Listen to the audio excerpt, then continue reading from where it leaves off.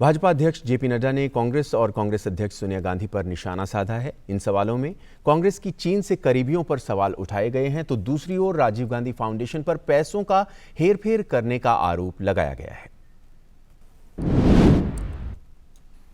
That countries like China has donated through Chinese embassy to Rajiv Gandhi Foundation from 2005 to 2009. It is a continuous flow of money from Rajiv Gandhi Foundation, from Communist Party of China, from the Chinese government through Chinese embassy.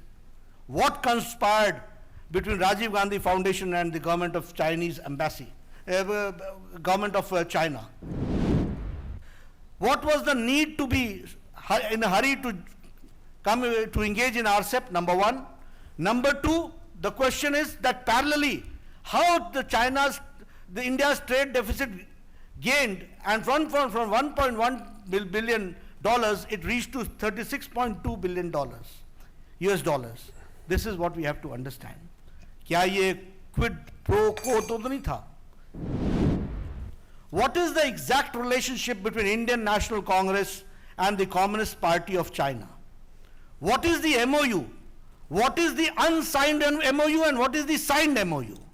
What is the tacit understanding between Congress Party and the Communist Party of China? The country wants to know, and country wants to know the details of the MOU, signed and unsigned.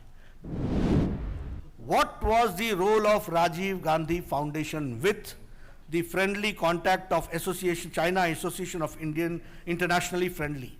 And what was the relationship between Central Military Commission of China, which was trying to infiltrate and influence the policy makers of our country and trying to influence their voices? इसके बारे में हम जानना चाहते हैं।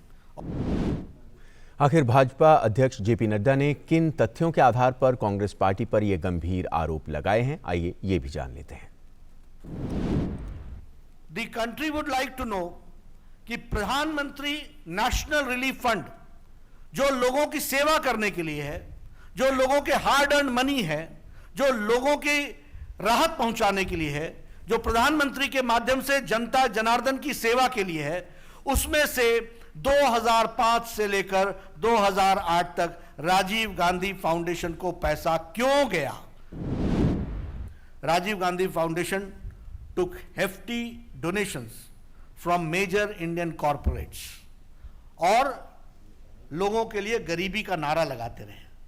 The rhetoric was about poor people, गरीबी के बारे में बोलते रहे, लेकिन कॉरपोरेट्स के साथ बड़े डोनेशंस लिए गए और बड़े डोनेशंस के जगह पर हेफ्टी कॉन्ट्रैक्ट्स दिए गए, और यह था क्विड प्रो को। इसको कहते हैं क्विड प्रो को।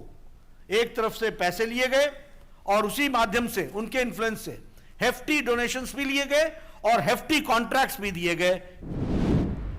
Rameshwar Thakur his company was the auditor of PM National Relief Fund for decades together. Country wants to know कि ऐसे लोगों को इस तरीके का कॉन्ट्रैक्ट देकर के क्या सरकार करना चाह रही थी? राजीव गांधी फाउंडेशन को जवाहर भवन के नाम पर वह जमीन करोड़ों की परपेचुअल लीज पर कैसे दी गई? Why was it given and why was it selected only to be given at such a costly place on a perpetual lease? यह भी देश जानना चाहता है। Rajiv Gandhi foundation not only took money and there were scams, but it also gave donations, dodgy donations. पैसा तो लिया ही लिया, देने का भी काम किया, और वो देने का काम डॉजी तरीके से किया गया। I would like to know कि राजीव गांधी फाउंडेशन ने कैसे डोनेट किया राजीव गांधी चैरिटेबल ट्रस्ट को, जो कंट्रोल्ड होती है बाय फैमिली, परिवार के द्वारा चलती है, कि मोहिल चौकसी से आपने राजीव गांधी फाउंडेशन में पैसा क्यों लिया और आपने मोहिल चौकसी को लोन क्यों दिया, और यह सब करने के बाद बदनाम करने के लिए हमारे यशस्वी प्रधानमंत्री पर आरोप लगाते हो। देश जानना चाहता है कि मोहिल चौकसी से राजीव गांधी फाउंडेशन का क्या संबंध है और आपने उसको लोन देने में किस किस प्रकार से मदद की है, यह देश जानना चाहता है।